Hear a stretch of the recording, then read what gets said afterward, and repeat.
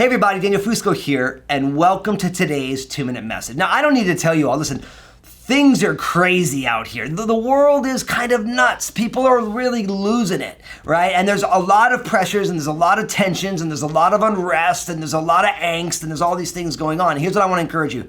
Be an encourager, because everyone's going through stuff right now, and it's really easy when everyone is angsty to just share your angst with everyone, share your negativity with everyone, come down on everyone. You're looking for a release valve for all your tension, so you find someone and then you just rail on them. And I'm here to tell you, don't do that. Life is hard enough already. I want to encourage you to be an encourager. Why? Because, of course, the Bible says that all things should be done for necessary edification. That means building up. And one of the ways we build people up is through encouragement. Listen, children need to hear that they are loved, that God has a plan for them, that we believe in them. And guess what?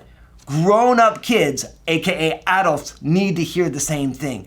Too many people have the boxing gloves on all the time. They just think life is like an MMA fight where it's just kill or be killed. I'm here to tell you that outside of Jesus, people may think that way, but inside of Jesus, we realize that Jesus died and rose again for us. He has given us his spirit, and we have eternity awaiting us. And we need to be the most encouraging people. It doesn't mean that we don't call people, we don't speak about the issues they have. We call it calling people out. We're not saying we're being soft on sin. What we're saying is that even in our stances against sinfulness, we still do it in an encouraging way, because the sin is not the last story, because the cross gives way to the empty tomb.